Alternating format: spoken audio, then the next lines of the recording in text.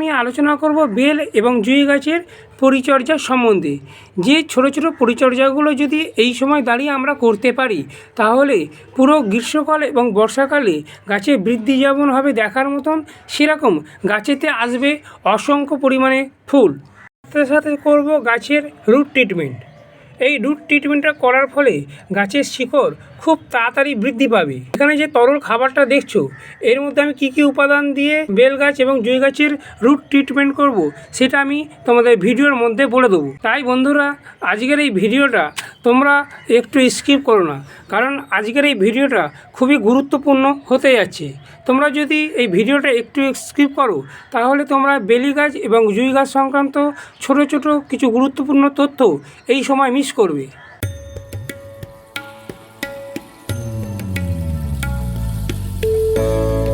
নমস্কার বন্ধুরা, সঞ্জয় হর্টিকালচার চ্যানেলে তোমাদের সবাইকে স্বাগত।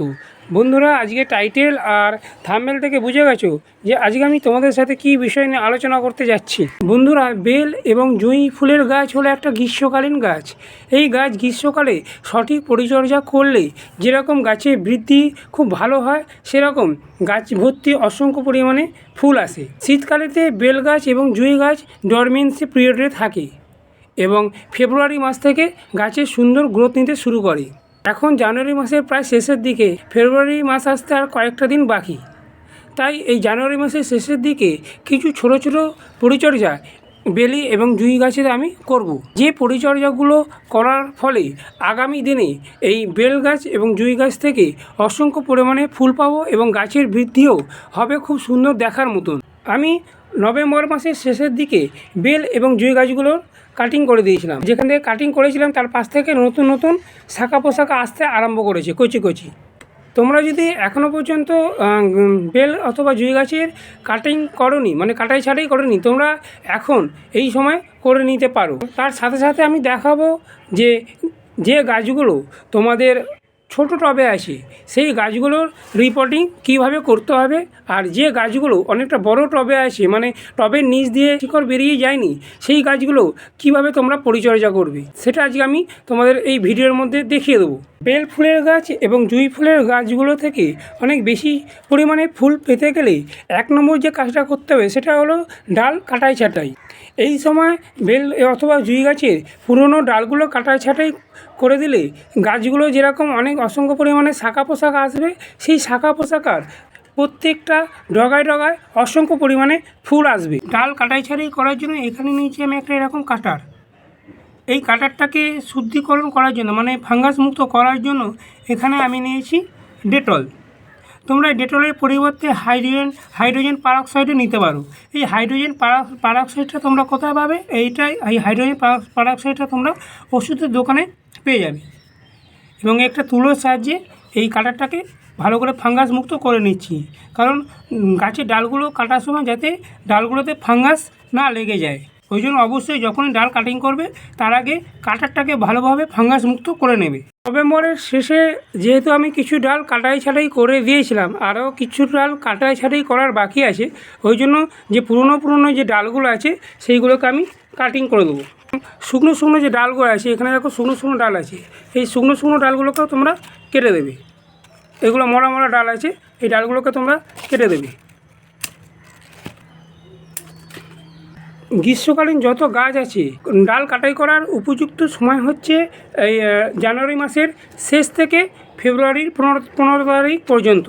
কাটাই ছাটাই করার পর কাটা অংশগুলোতে এইভাবে ফাঙ্গিসাইড লাগিয়ে দেবে। এই ফাঙ্গিসাইডটা লাগিয়ে দিলে কী হবে না, যে ডালগুলো কাটবে সেই ডালগুলোতে ফাঙ্গাস লাগার সম্ভাবনা থাকবে না। পরে দ্বিতীয় যে পরিচর্যাটা করতে হবে সেটা হলো গাছের শিকড় কাটাই ছাটাই। দেখো এই গাছটার শিকড়গুলো কীরকম রুট বাউন্ড হয়ে গেছে এইখানে, দেখো। ওই জন্য এই রুটগুলো কাটাই ছাটাই করা অত্যন্ত জরুরি। আমি শিকড়গুলো কাটাই ছাটাই করার জন্য 2 দিন গাছেতে জল দিইনি, শুকনো রেখেছিলাম। যদি মাটিটা যদি ভিজে থাকে তাহলে কিন্তু পুরো যে রুট বলটা সেটা ভেঙে যেতে পারে। ওই জন্য যেদিনকে কাটাই ছাটাই করবে, মানে শিকড়, সেই শিকড়গুলো কাটাই করার আগে 2 দিন আগে জল দেওয়াটা বন্ধ করে দিতে হবে। তাহলে মাটিটা শুকনো থাকবে এবং রুট বলটা ভাঙবে না। এইভাবে চারপাশ থেকে রুটগুলোকে কেটে দিতে হবে। তোমরা যদি 8 ইঞ্চি টবেতে গাছটা করো, মানে 8 ইঞ্চি টবে যদি আবার রিপোর্টিং করো, তাহলে কিন্তু শিকড় কাটাই ছাঁটাই করবে। আর তোমরা যদি 8 ইঞ্চি টব থেকে যদি ধরো 10 ইঞ্চি টবে গাছটাকে ট্রান্সফার করবে, তাহলে কিন্তু কোনো রকম শিকড় কাটাই ছাঁটাই করার দরকার নেই। আমি যেহেতু এই গাছটা ছিল আমার একটা 10 ইঞ্চি টবে, আবার 10 ইঞ্চি টবেতে এই গাছটাকে আমি রাখবো, তাই জন্য এই শিকড়গুলো কাটাই ছাঁটাই করে দিচ্ছি। এতে কী হবে, এতে গাছ নতুনভাবে প্রাণ ফিরে পাবে। এইভাবে শিকড়গুলো কাটাই ছাঁটাই করছি, তোমরা ওইভাবে শিকড়গুলো কাটাই ছাঁটাই করে দেবে, কোনো রকম ভয় পাবে না। রুট ট্রিটমেন্টটা করবো, কিছুদিনের মধ্যেই আবার নতুন নতুন রুট বেরোতে আরম্ভ করে দেবে। ইঞ্চি টবের জন্য আমি যে নতুন মিডিয়াটা নিয়েছি, এখানে নিয়েছি 2 ভাগ বাগানের পুরনো মাটি, 1 ভাগ নিয়েছি ভার্মি কম্পোস্ট। তোমরা ভার্মি কম্পোস্টের পরিবর্তে 1 বছরের পুরনো পচানো গোবর সার কিংবা পাতা পচা সার নিতে পারো। আর নিয়েছি 1 ভাগ কোকোপিট। এই গরমকালে কোকোপিটটা আমাদের যত গ্রীষ্মকালীন গাছ আছে তার জন্য অত্যন্ত জরুরি, কারণ গরমকালে প্রচণ্ড রোদ্দুর হয় এবং মাটিটা খুব তাড়াতাড়ি শুকিয়ে যায়। আর এই কোকোপিটটা কী করে, কোকোপিটটা জল ধরে রাখে, মানে মাটিটাকে ময়েস্ট রাখে। ওই জন্য গরমকালে যত গাছ আছে এই কোকোপিটটা দেওয়া অত্যন্ত জরুরি। আমি এটা নিয়েছি 1 ভাগ। এই চামচের 1 চামচ নিয়েছি আমি এখানে ফ্রেশ চা পাতা, তোমরা ইউজ করে চা পাতাও নিতে পারো। 1 চামচ নিয়েছি আমি এখানে ছত্রাকনাশক হিসাবে হলুদ গুঁড়ো। আর নিয়েছি এখানে সামান্য পরিমাণে, একদম খুব সামান্য পরিমাণে চুন, মাটিটাকে শুদ্ধিকরণ করার জন্য অথবা ফাঙ্গাস মুক্ত করার জন্য খুব সামান্য পরিমাণে, এরকম খুব এইটুকু সামান্য পরিমাণে নিয়েছি চুন। আর নিয়েছি 1 চামচ নিমখোল। এই যে মাটির উপকরণটা দেখালাম, এই মাটির উপকরণটা তোমরা যদি রিপোর্টিং করো, সেই রিপোর্টিং করার সময় এই মাটিটা তৈরি করে বসিয়ে দেবে। অথবা এখন নার্সারিতে গ্রীষ্মকালে ছোটো ছোটো বেল গাছ অথবা জৈব গাছের চারা কিনতে পাওয়া যায়, সেই চারাগুলো নিয়ে এসে আমি যে মাটিটা তৈরি করে দেখাচ্ছি, এই মিডিয়াটার মধ্যে যদি তোমরা বসিয়ে দাও, তাহলে গাছগুলো খুব সুন্দর বৃদ্ধি পাবে এবং গাছেতে অসংখ্য পরিমাণে শাখা পোশাখা আসবে। মাটিটাকে ঝুরঝুরে ওয়েল ড্রেন করার জন্য নিতে হবে 1 ভাগ লাল বালি, যেটা বিল্ডিং তৈরি করে সেই লাল বালি। আমার এই মাটিটার মধ্যে অলরেডি বালি মেশানো আছে, ওই জন্য আমি আলাদা করে কোনো বালি মেশাচ্ছি না। তোমাদের মাটির মধ্যে যদি কোনো রকম বালি না মেশানো থাকে, তোমরা 1 ভাগ লাল মোটা বালি এই মিডিয়াটার মধ্যে, যে টবের মতো তোমরা গাছ বসাবে সেই মিডিয়াটার মধ্যে তোমরা 1 ভাগ মতো বালি নিয়ে নেবে। এরপরে এই পুরো উপকরণগুলো আমি একে অপরের সাথে খুব ভালোভাবে এভাবে মিশিয়ে নেব। এরপরে ডাল কাটাই ছাঁটাই এবং শিকড় কাটাই ছাঁটাই করার পর এই গাছটাকে পুরনো টবের মধ্যে আবার বসিয়ে নতুন মিডিয়া দিয়ে ভরাট করে দেবো। এইভাবে সাইডগুলো চেপে চেপে দেবো, যাতে ভেতরে হাওয়া বাতাসটা না ঢুকে থাকে। ওই জন্য মাটিটাকে ভালোভাবে চেপে চেপে এইভাবে দিয়ে দেবো।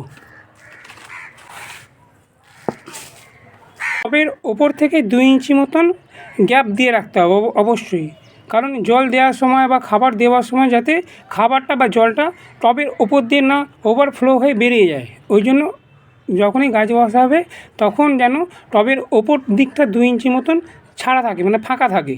এরপরে এই মিডিয়াতে আমি সাধারণ কোনো রকম জল দেবো না। এই মিডিয়াতে আমি যেহেতু রুট কাটিং করেছি, ওই জন্য রুট ট্রিটমেন্টটা করা অবশ্যই দরকার। যেদিনকে কাটাই ছাঁটাই করবে রুটগুলো, সেদিনকেই কিন্তু রুট ট্রিটমেন্টটা করতে হবে। বেল গাছ এবং জুঁই গাছের শিকড়গুলো কাটার পর যে রুট ট্রিটমেন্টটা করব, এই জন্য নিয়েছি আমি এখানে 1 লিটার প্লেন জলেতে আমি চামচের 1 চামচ হিউমিক অ্যাসিড নিয়েছি। তার সাথে নিয়েছি কাটিং পাউডার। এই কাটিং পাউডার এই চামচের একদম খুব সামান্য, একদম এইটুকু মতন নিয়েছি আমি 1 লিটার জলেতে কাটিং পাউডার দিয়ে। এই জলটাকে আমি 10 থেকে 15 মিনিট মতন রেখে দিয়েছিলাম। দেওয়ার পর, কারণ কাটিং পাউডারটা সহজেই কিন্তু জলের মধ্যে গলে না, ওই জন্য 10 মিনিট মতন এটাকে আমি রেখে দিয়েছিলাম।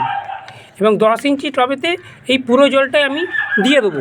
আমাদের যদি 8 ইঞ্চি টবেতে গাছ করো, তাহলে কিন্তু তোমরা 500 ml মতন দিয়ে দেবে। ডাল কাটাই ছাঁটাই বা শিকড় কাটাই ছাঁটাই করার পর গাছটাকে কিন্তু ডাইরেক্ট সানলাইটের মধ্যে রাখা যাবে না।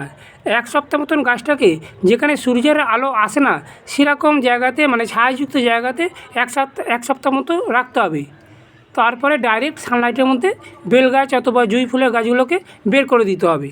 কাটিং পাউডারের কাজ কি না গাছের নিচের শিকড় নতুন নতুন শিকড় আনতে সাহায্য করে এই কাটিং পাউডার। তোমাদের হাতের কাছে যদি এই কাটিং পাউডার না থাকে তাহলে তোমরা এরকম অ্যালোভেরার যে গাছ, অ্যালোভেরা গাছের একটা ডাল পেস্ট করে 1 লিটার জলেতে দিয়ে দেবে, আর তার সাথে হিউমিক অ্যাসিড দিয়ে দেবে। দিয়ে যখন গাছের শিকড়গুলো কাটাই ছাঁটাই করবে নিচের দিকে, তো সেই দিনকে তোমরা এইভাবে রুট ট্রিটমেন্টটা করে নেবে। এবারে দেখাবো যে গাছগুলো টবের নিচ দিয়ে শিকড় বেরিয়ে যায়নি অথবা রুট বাউন্ড হয়নি, তার কীরকম পরিচর্যা করতে হবে। এখানে যে পুরনো মাটি আছে সেই মাটিটাকে আমি সাইড দিয়ে খুঁড়ে তুলে দেবো, তুলে তারপরে নতুন মাটি এই টবের মধ্যে দিয়ে দেবো। যে আগের যে মাটিটা তৈরি করে রেখেছিলাম, তৈরি করা মাটি, সেই মাটিটা এই টবের মধ্যে দিয়ে দেবো। আগে পুরনো মাটিগুলো ভালোভাবে তুলে নিতে হবে। নেবে এইভাবে পুরনো মাটিগুলো টবের চারপাশ থেকে তুলে নিলাম। তুলে নিয়ে এরপরে যে তৈরি করে যে মাটিটা আছে সেটা আমি এর মধ্যে দিয়ে দেবো। এরপরে রুট ট্রিটমেন্ট করার জন্য যে তরল দ্রবণটা বানিয়েছিলাম সেটা দিয়ে দেবো। কোনো রকম সাধারণ প্লেন জল কিন্তু রুট ট্রিটমেন্ট করার পর দেওয়া যাবে না, এবং এই রুট ট্রিটমেন্টটা করতে হবে যখন গাছের শিকড়গুলো কাটাই ছাটাই করবে একবার, তখনই করতে হবে। এরপরে আর রুট ট্রিটমেন্ট করার কোনো রকম দরকার নেই। পরের কাজটা হলো টবের মধ্যে যদি এরকম শুকনো শুকনো পাতা থাকে অথবা আগাছা থাকে সেইগুলোকে তোমরা তুলে ফেলে দেবে। এইভাবে তুলে ফেলে দেবে। যত আগাছা আছে বা শুকনো শুকনো এরকম পাতা আছে সেইগুলোকে তুলে টবের মাটিটাকে পরিষ্কার করে দেবে। আগাছা বা পুরোনো পাতাগুলো থাকলে কী হবে, গাছের মাটিতে কিন্তু ফাঙ্গাসটা লেগে যাওয়ার সম্ভাবনা অনেক বেশি থাকে। ওই জন্য গাছের মাটিটাকে সবসময় পরিষ্কার রাখবে। যে কাজটা করতে হবে, যখন বেল ফুল গাছ অথবা জুঁই ফুল গাছেতে এরকম কচি কচি পাতা বেরোবে, তখন কিন্তু পোকামাকড়ের আক্রমণ অনেক বেশি পরিমাণে হয়, ফিটস, মাইটস, জাপ পোকা। তাই সপ্তাহে 2 বার করে যখন এরকম কচি কচি পাতা বেরোবে তখন কিন্তু পেস্টিসাইড গাছের পাতাতে স্প্রে করে দেওয়া খুবই জরুরি। আমি এখানে একটা ঘরোয়া এবং জৈবভাবে একটা পেস্টিসাইড গাছের পাতাতে স্প্রে করব। এই স্প্রেটা করতে হবে সকালের দিকে যখন হালকা সূর্যের রোদ্দুরটা থাকবে, মানে 7টা 8টা করে, অথবা বিকেলের দিকে সূর্য যখন চলে যাবে। যখন সূর্য একদম খুব চড়া রোদ্দুর থাকবে তখন কিন্তু এই জৈব কীটনাশকটা কিন্তু গাছের পাতাতে স্প্রে করা যাবে না। এখানে নিয়েছি আমি 1 লিটার মতন প্লেন জল, এবং এই প্লেন জলেতে আমি একদম খুব সামান্য পরিমাণে কর্পূর, এই কর্পূরটা জলের মধ্যে দিয়ে দেবো। তারপরে এই জলটাকে ভালোভাবে ছেঁকে নেব, কারণ কর্পূরের ছোটো ছোটো দানাগুলো যদি আমরা যে স্প্রে বোতলের মাধ্যমে যে স্প্রে করব সেই স্প্রে বোতলের ছিদ্রতে আটকে যেতে পারে। ওই জন্য ভালোভাবে এটাকে ছেঁকে নিতে হবে। একটা কাপড়ের সাহায্যে বা একটা ছাঁকনির সাহায্যে কর্পূরের জলটাকে ছেঁকে নেব। এখানে দেখো যে ছোটো ছোটো দানা আছে, এই দানাগুলোই কিন্তু স্প্রে বোতলে মুখে জাম করে দেবে। গাছের পাতাতে স্প্রে করে পুরো চান করে দিতে হবে। এতে কী হবে, এতে গাছের কচি কচি পাতাগুলো কোনো রকম পোকামাকড় খেতে আসবে না, এবং গাছের পাতাগুলো সবুজ চকচকে থাকবে। কোনো রকম প্রবলেম এই গাছের পাতাগুলোতে হবে না। কর্পূরের জলটা যেরকম কীটনাশক হিসেবে কাজ করে, সেরকম ছত্রাকনাশক হিসাবেও খুব ভালোভাবে কাজ করে গাছেদের ওপরে। বন্ধুরা, এটা ছিল জানুয়ারি মাসে বেলি এবং জুঁই গাছের পরিচর্যা সংক্রান্ত বিষয়ে আলোচনা। যদি আমার এই ভিডিওটা তোমাদের এতটুকু উপকারে লাগে তাহলে অবশ্যই ভিডিওটাতে একটা লাইক দিও এবং চ্যানেলটাকে সাবস্ক্রাইব করে আমার পাশে থেকো, এবং পাশে থাকা যে বেল আইকনটা সেটা প্রেস করে দিও। প্রেস করে দিলে কী হবে, আমি যখন নতুন নতুন ভিডিও আপলোড করব যাতে সহজে তোমাদের কাছে খুব তাড়াতাড়ি পৌঁছে যেতে পারে। সবাই তোমরা খুব ভালো থেকো এবং সুস্থ থেকো। নমস্কার।